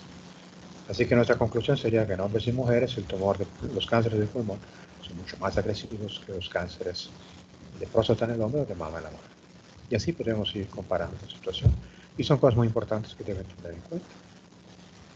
Porque ustedes podrían pensar, viendo esto, que según la persona, según la edad que tenga, el sexo, etcétera, es la probabilidad de que muera o de que tenga cierta alteración. Esa es la importancia del tipo de esquema. Bien, la frecuencia de cáncer se ha incrementado. Y esto se ha incrementado debido a que la gente vive más tiempo. Es una primera opción. Una regla en general es que los cánceres son más frecuentes conforme más vieja se hace la gente. A mayor edad, mayor posibilidad de cáncer. Hay una cosa curiosa, ¿eh? Cuando se rebasa cierta edad, creo que por ahí de los 80 años, el riesgo de cáncer se reduce. Es algo muy curioso. Y esto porque la gente muy anciana tiene ciertas peculiaridades genéticas que le permitieron llegar precisamente a una edad muy avanzada. Se van a morir de otra cosa, ¿no? Alzheimer, aterosclerosis, qué sé, infarto, qué sé yo. Pero hablando de cáncer, es una historia diferente. Pero bueno, dejando a un lado los muy, muy viejos, que no son muchos, la mayoría de las personas, mientras más vieja la persona, mayor riesgo de cáncer. Esa es una realidad. Bien. En hombres la incidencia de cáncer ha sido estable desde el 95 y el porcentaje de muerte se ha reducido. En mujeres también se ha estabilizado y también se ha reducido el porcentaje de muertes. Y en varones la disminución se ha dado sobre todo en pulmones, próstata y cáncer colorectal. Por ejemplo, en pulmón, a partir de que se ha prohibido el consumo de tabaco en lugares públicos, no está prohibido fumar, hago la aclaración. Está prohibido fumar en ciertos lugares. El que quiera envenenarse, y puede hacer en su casa. Puede encerrarse en su coche y fumar allá las cajetillas que les dé su regala acá y se muere allá adentro de su boleto. Pero prohibido fumar en cines, pues, en teatros, en restaurantes, etcétera. Se ha reducido la mortalidad por cáncer de pulmón. Eso es una realidad. Los que no han renunciado al tabaco son los que se siguen muriendo en mayor cantidad. En el caso de las mujeres, se ha reducido la muerte por cáncer de mama y cáncer colorectal. En el cáncer de mama, por haberse establecido las políticas de detección oportuna, el autoexamen mamario, la ida al médico una vez al año, que debería ser obligatoria para todas las mujeres, la mastografía, etcétera, ha facilitado una detección más temprana y reducción de las muertes. No es que se reduzca el número de cánceres, se reduce el número de personas que mueren de cáncer. Por supuesto, el cáncer de cuello uterino, ese sí ha tenido una disminución dramática.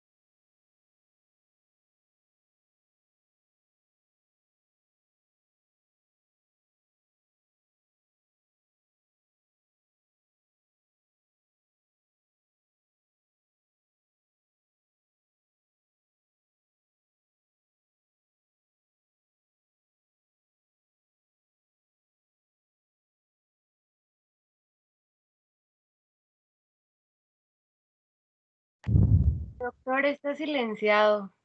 Ah, disculpa. Salió una de mis perras y atacó a las otras.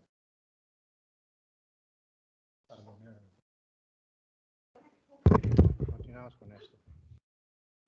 Deje que me recupere un poco. Pesa 30 kilos la angelito.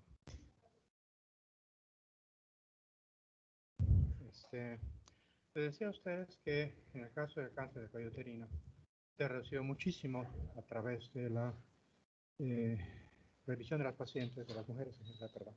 No tiene que estar enferma, tiene que estar sana, para que se haga la prueba con Nicolau. Con esto se ha logrado reducir muchísimo esto.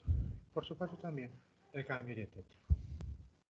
Si bien el cambio dietético ha sido menos notable, es una realidad que hay personas que son mucho más vigilantes, mucho más cuidadosas con su dieta. Bueno, el cáncer de pulmón se aumentó bastante. No sé si ya se ha visto el efecto de la prohibición de tabaco que les comentaba a ustedes, porque durante algún tiempo las mujeres comenzaron a fumar igual que los hombres. Vaya, en el siglo XIX, principio del siglo XX, las mujeres no solían fumar, los hombres sí. Pero después de la Primera Guerra Mundial, sobre todo de la Segunda Guerra Mundial, las mujeres comenzaron a hacerse más fuertes, por supuesto, no estoy diciendo que sea malo, no, todo lo contrario, más autónomas, más independientes, y eso incluyó desgraciadamente asumir muchos vicios que eran privativos de los varones, incluyendo el tabaquismo. En fin. Vamos a estar acá. Factores ambientales, vamos a ver. Hay factores ambientales y genéticos que contribuyen, ya lo habíamos comentado, y quizá los más importantes son los ambientales. Por eso es importante reconocerlos y trabajar en ellos para evaluar nuestra propia vida. Cuando les comento a ustedes esto, piensen siempre que ustedes son modelos para sus pacientes. Siempre piensen que un médico obeso no es el que va a dar el mejor consejo a un paciente obeso sobre cómo bajar de peso. Un médico alcohólico, un médico fumador, no va a ser el mejor para dar consejos. ¿No? Eso es algo que es muy importante tener en cuenta.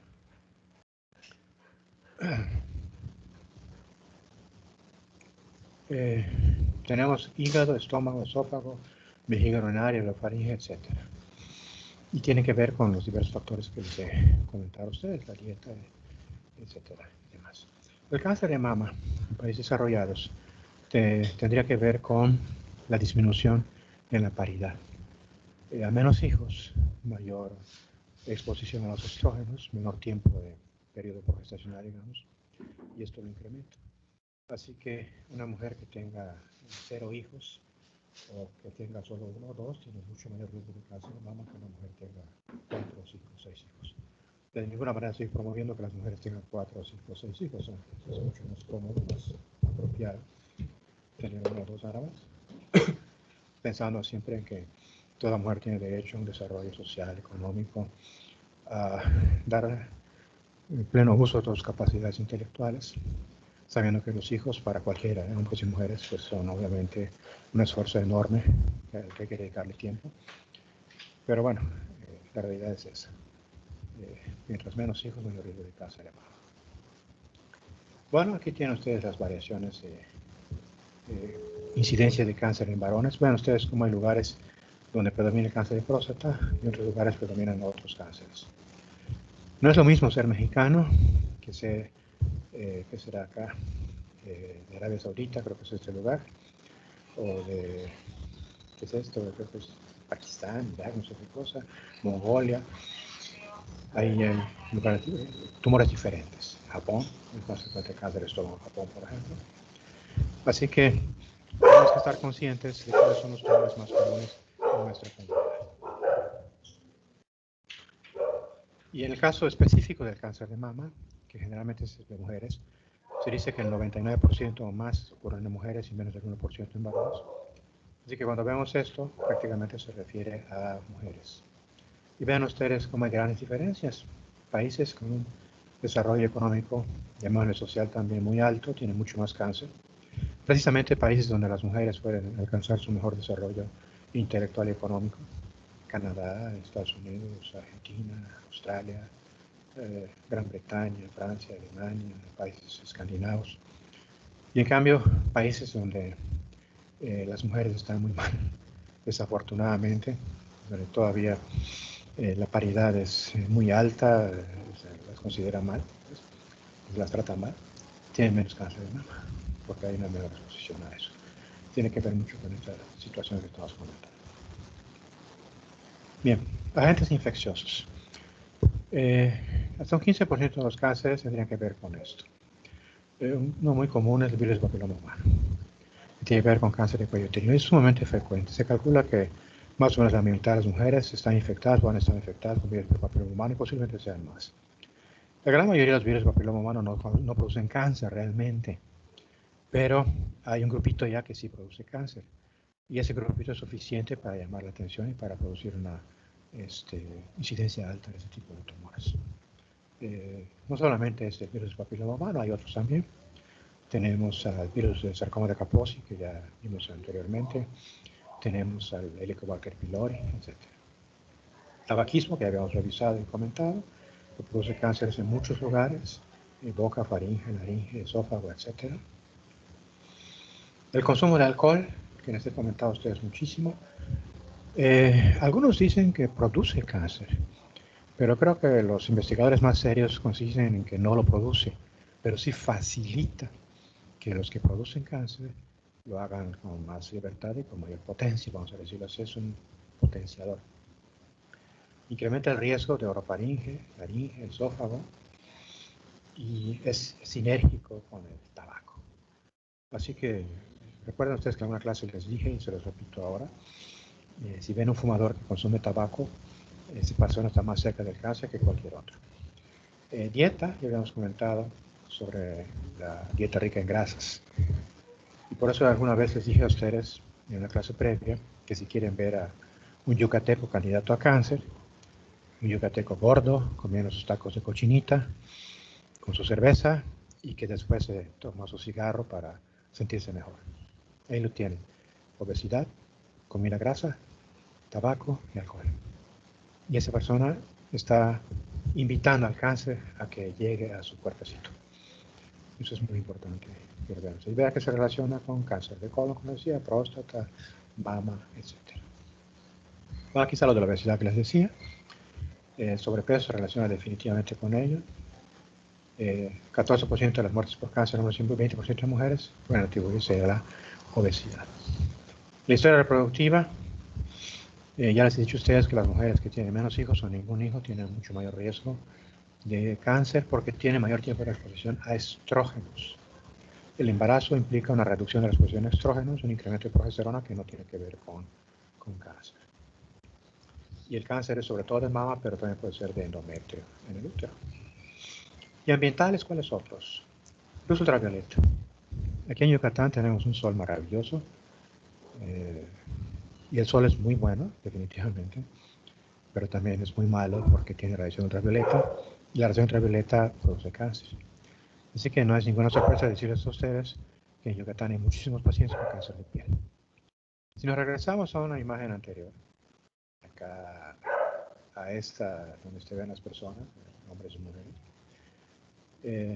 vean que prácticamente no se menciona la piel, se menciona el melanoma, pero en realidad hay otros tumores de piel que son mucho más frecuentes que el melanoma.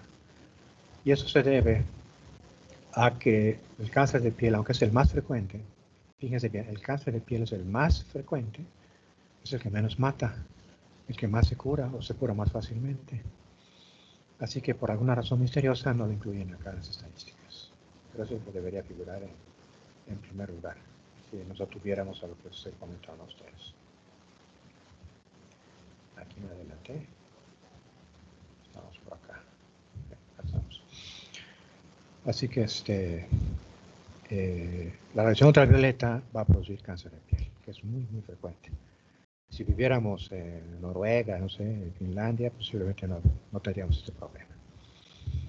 La carne, como les decía a ustedes, no es lo mismo comer carne de pollo, pechuga de pollo, que comerse un corte allá, un chibón, allá, lo que ustedes quieran. Y sobre todo no es lo mismo que esté hervido que asado. Asado a la plancha con su carboncito es mucho más fácil que produzca cáncer que de otra manera. El agua puede estar contaminada. El agua misma no es cancerígena, ¿eh? Pero obviamente el agua no va sola, puede tener otras cosas. Y esas otras cosas pueden tener cáncer, como el caso del arsénico. En algunos lugares, por minería, por fábricas, se pueden contaminar y eso puede llevar a esa situación. El lugar de trabajo, muchos compuestos que están en las fábricas, en lugares que pueden facilitar que haya contaminación ambiental que favorezca el desarrollo de cáncer. Asbesto en este caso. Esto se sabe desde hace mucho y se ha procurado eliminar el asbesto. Creo que no se ha logrado al 100% por diversas cuestiones técnicas, pero en términos generales ya no se usa asbesto y se relaciona con cáncer de pulmón. Pero bueno, eso no quiere decir que no haya otras cosas. Algún día cuando veamos agentes químicos causales de cáncer, verán ustedes que hay miles, decenas de miles de agentes químicos y de muchos de ellos no sabemos cómo actúan. En la casa podría darse el caso. El ejemplo más conocido, en México no ignoramos cómo va, ¿no? Pero en México es el radón, que tiene un isótopo que puede producir cáncer. El radón es un gas pesado, se deposita en la parte más baja. En nuestro medio no es importante realmente, pero en lugares donde hay sótanos, casas con sótano, ahí sí es importante porque se deposita en el sótano. Y ahí puede ser donde se acumula y puede causar problemas a la familia que habita la casa. Y algunos medicamentos. Ahí se menciona el metotrexate. Es un medicamento quimioterápico que se usa en tratamiento de cáncer. Y no es el único, hay otros. El problema con esos medicamentos es que producen alteraciones en la célula que pueden llevar a mutaciones y por lo tanto aparecer cáncer también. O sea, el tratamiento del cáncer puede causar cáncer, vamos a decirlo así. Aquí tiene algunos cánceres ocupacionales relacionados con algunos compuestos. Cromo, cadmio, berilio, cloruro de vinilo, etc. Este cloruro de vinilo es muy interesante. No sé si en este libro o en algún otro leía que el olor a nuevo que ustedes escuchan, sienten en algo, particularmente en automóvil, por ejemplo.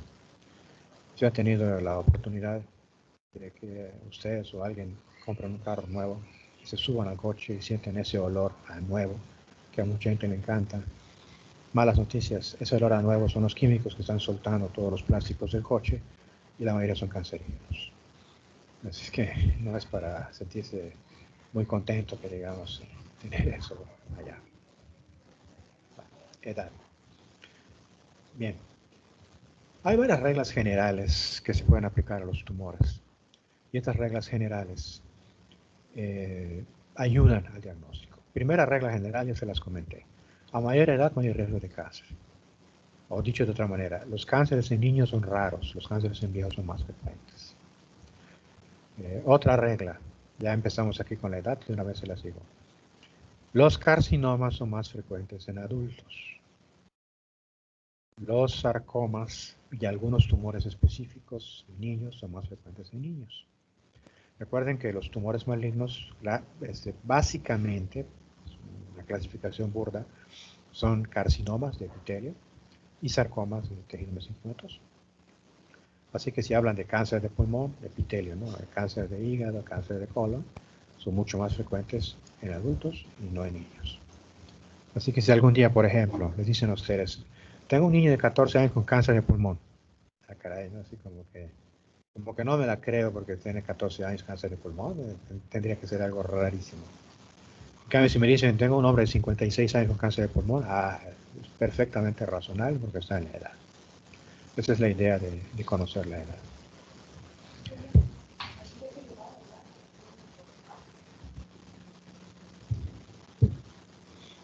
Bueno, la principal causa de muerte en algunas edades es el cáncer, pero esto nuevamente depende de la edad, del país, perdón, estoy enredándome, depende del país.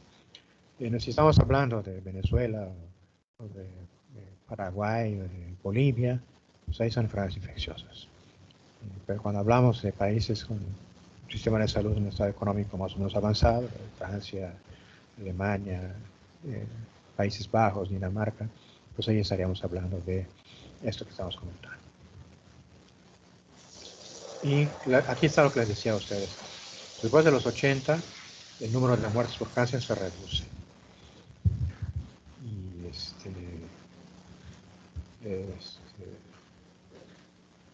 no, perdón, bueno, acá dice que hay menos individuos de 80 años que alcanzan esa edad y por eso hay menos gente de 80 años que se mueren de cáncer. No es enteramente cierto. La hipótesis es la siguiente. Existen genes que nos permiten ser muy buenos, tener una vida maravillosa cuando tenemos 20 o 30 años. Pero esos mismos genes nos cobran la factura cuando tenemos 40 o 50 años con enfermedades como aterosclerosis, diabetes, etc. Y las personas que alcanzan edades muy avanzadas no tienen esos genes, por eso alcanzan edades muy avanzadas. Así que afirmar, como se dice aquí, que por el solo hecho de que hay menos gente de 80, es que se muere menos gente de 80 por cáncer, no es enteramente correcto. Pero bueno, ¿por qué los viejos tienen más cáncer? Bueno, esa es la idea general. Por eso, porque tienen más mutaciones que se van acumulando con el paso de los años, vives más tiempo, tienes más daño celular, tienes más mutaciones. Y también porque el sistema inmune es menos competente. Hay más problemas y esto va a hacer que el sistema inmunológico no reconozca la célula tumoral, que es una célula extraña, y no la mate y por lo tanto pueda prosperar. Y bueno, y por último, el que los niños tengan poco cáncer no debe confundirse, aunque parezca bobo, con la frase de que no tienen cáncer. Digo que parezca bobo porque hace unos 20 años, cuando no había oncólogos pediatras en el estado, la primera persona que llegó a ejercer oncología pediátrica en Yucatán recibió la noticia por parte de los entonces pediatras yucatecos de que no tenía mucho sentido que viniera a Yucatán porque aquí los niños no tenían cáncer. Literal, la misma persona me lo dijo. Así que eso es falso completamente. Los niños también tienen cáncer. Menos frecuente que los adultos, pero también tienen cáncer. Y hay niños que mueren de cáncer, sobre todo leucemia, que es el más común. Quizá el linfoma sería el segundo común, tumores cerebrales es otro. Pero que se mueren con cáncer y que hay cáncer definitivamente existe. Así que hay que tener mucho cuidado. Mientras más chiquito el niño, menos riesgo de cáncer. Pero también el recién nacido con cáncer. Está naciendo el niño y tiene tumor. Es muy raro, pero existe. Así que eso son cosas que hay que ver. Los niños, por supuesto, tienen cánceres distintos de los que tienen los adultos. Como ya les decía a ustedes, los carcinomas son raros en los niños, son más comunes en los adultos. En los niños, se los dije hace un momento y lo repito ahorita, lo más frecuente es leucemia, linfoma o tumores del cerebro. Y hay tumores que prácticamente solo se ven en niños, no se ven en adultos. Estos tumores son, por ejemplo, el neuroblastoma, el retinoblastoma, el rablosarcoma, el tumor de Venus, que es de riñón, se llama también nefroblastoma, y las leucemias agudas. Todos estos tumores son comunes en edades más o menos tempranas, 4 o 5 años más o menos. Varía de un tumor a otro, no vayan a decir que es exactamente igual, ¿no? Pero más o menos por ahí varía. Hay condiciones predisponentes. Esto es algo muy importante. Estas son situaciones que tiene la persona, no es ambiental, no se relaciona con la edad, sino es una situación particular de cada quien que determina que haya un riesgo mayor o menor de tener inflamación. Perdón, el cáncer. Inflamación crónica se genera. Inflamación crónica, fíjense ustedes. ¿Qué tiene que ver esto? Recordemos la definición de inflamación crónica. Es aquella inflamación que tiene destrucción del tejido, proliferación de tejido fibroso, depósito de tejido fibroso, proliferación vascular e infiltrado por células mononucleares. Aquí lo que nos importa es la destrucción del tejido que tiene que acompañarse del depósito de tejido fibroso. Implica que hay proliferación celular. Y recordemos que toda división celular tiene un riesgo pequeño de tener mutaciones, y alguna mutación podría ser de origen canceroso o llevar a cáncer. Así que a mayor número de divisiones celulares, mayor riesgo de cáncer. Y eso es lo que ocurre precisamente en la inflamación crónica. Y es lo que vemos en pacientes que tienen lesiones crónicas de la piel, por ejemplo, una cicatriz de quemadura antiquísima, de 10, 15 años, pueden aparecer tumores allá. O hepatitis crónica, por ejemplo, que es la más frecuente de apreciar esto. Inmunodeficiencia Eso lo vimos cuando estudiamos los estados de inmunodeficiencia. Les comenté a ustedes que un paciente con inmunodeficiencia tiene más infecciones. Eso es una realidad. Tiene más enfermedades autoinmunes. Tiene más tumores. Aquí es donde estamos recordando lo que vimos antes. Las personas con inmunodeficiencia tienen más tumores. Generalmente el sistema inmune también, linfoma sobre todo. Y bueno, lesiones precursoras, que es el nombre que se le da ahora a las displasias, las que vimos antes. Las lesiones precursoras no son cáncer, pero pueden desarrollarse como cáncer en un porcentaje pequeño, pero suficiente para preocuparse. Y estas lesiones precursoras pues deben ser atendidas. El ejemplo clásico, lo que llamaríamos displasia de alto o bajo grado en el cuello uterino, que ahora se llama lesión precursora de lesión intraepitelial escamosa de alto o bajo grado. En el esófago de Barrett, por ejemplo, la metaplasia intestinal en el estómago, son los ejemplos más clásicos. La metaplasia escamosa en el epitelio respiratorio del paciente fumador, son lesiones precursoras de cáncer. Bien. La inflamación crónica, pues hay una relación importante en esto, como ustedes pueden apreciar. Esto es el producto de la proliferación de células que tienen que sustituir las células que ya murieron producto de la propia actividad inflamatoria que estamos comentando. Así que eso ya está explicado. Y aquí tienen algunos casos de inflamación crónica que pueden relacionarse con cáncer, por ejemplo, enfermedad inflamatoria intestinal, cronofusi, sobre todo fusi, colitis ulcerativa, carcinoma de colon, esclerosis, líquen esclerótico, en el caso de la piel, en este caso piel de la vulva, pancreatitis, policistitis crónica, vean ustedes, que es muy común, el esófago de Barrett, el Sjögren y el Hashimoto, que habíamos visto en clases previas, las úlceras gástricas relacionadas con el Helicobacter pylori, hepatitis B o C crónica, etc. Osteomielitis, por ejemplo. Entonces son condiciones que pueden relacionarse. No son frecuentes, pero existen. Así que si tienen todos un paciente con hepatitis B crónica o hepatitis C crónica, tienen que tener al paciente bajo vigilancia porque podría desarrollar cáncer. No hay que olvidar que estas lesiones tienen riesgo, pero no son cáncer. Por favor, no se me vayan a confundir. No son cáncer. Es un riesgo porque tienen algunas mutaciones que hacen que se vean diferentes del tejido normal y que puedan progresar, pero no es obligatorio que progrese. Estas lesiones precursoras se pueden detectar y las reconocemos por eso. El esófago de Barrett en una endoscopía gástrica, gastroesofagoscopía, podemos reconocer. Con un lavado bronquial, con un examen de esputo, podemos encontrar la metaplasia escamosa en el paciente que tiene tos crónica, por ejemplo, o bronquitis crónica asociada con tabaco, fundamentalmente. En el caso de la vejiga urinaria, pueden ver en examen de orina, que hace una citología urinaria, se pueden encontrar las lesiones. Y en el caso del estómago, bueno, también con una endoscopía gástrica.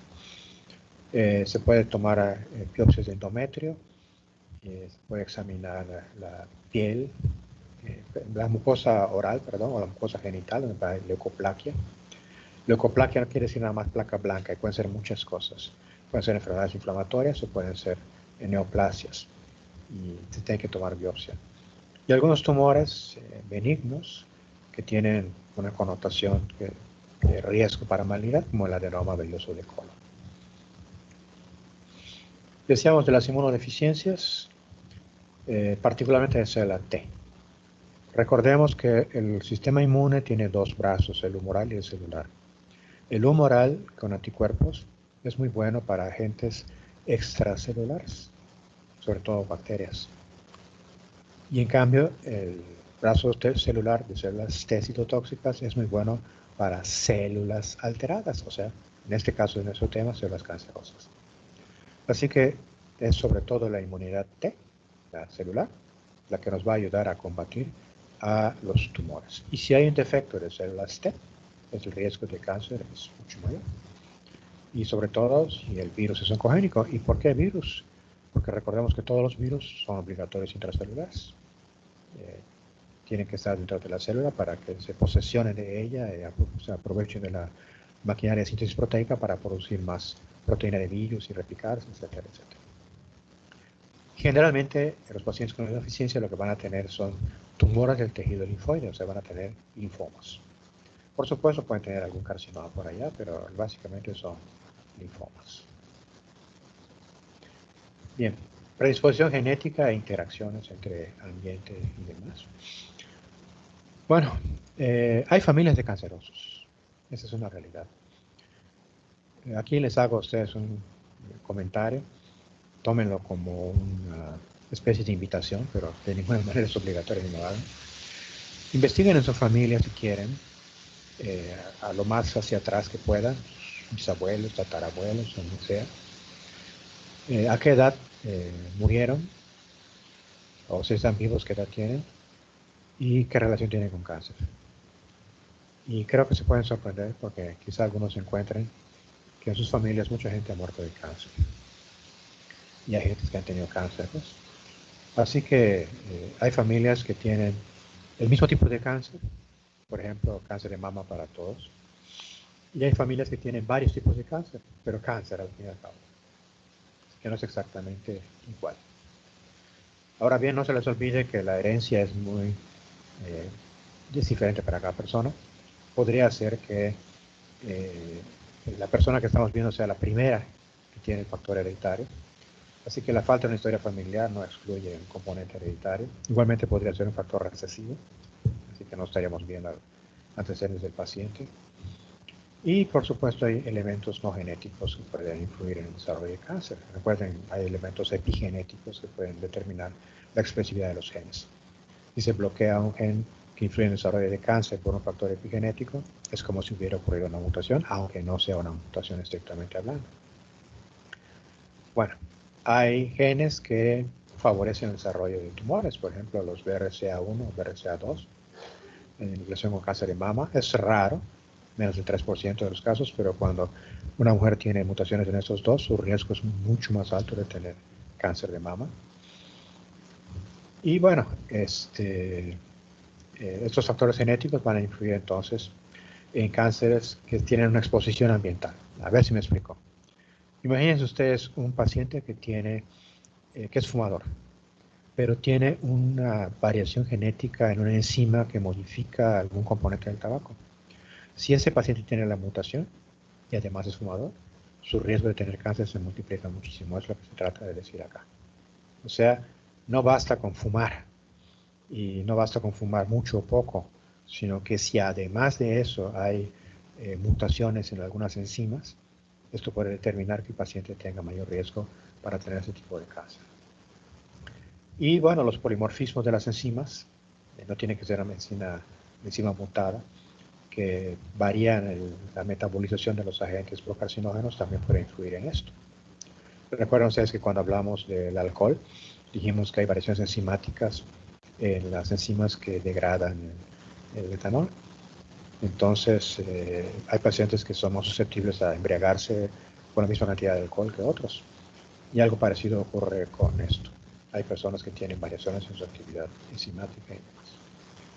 Y con esto terminamos esta parte. ¿Dudas, preguntas, comentarios, aclaraciones?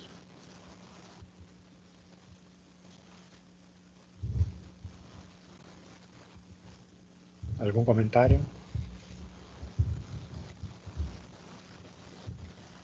Nada.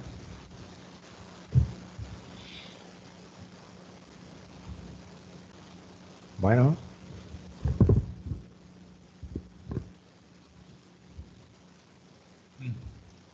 Me dejaron solo hablando. Se fueron a tomar su café. No, doctor, no se me fue. Bueno. Les dije hace un momento que fue un accidente acá con una perra que atacó a la otra. Tengo que ir a verla porque parece que está herida, me dice mi esposa. Nos quedan 12 minutos, pero si me disculpan voy a dejarlo aquí de momento y nos vemos el viernes próximo. Pero antes de retirarme, hay oportunidad de alguna pregunta si se les ofrece algo.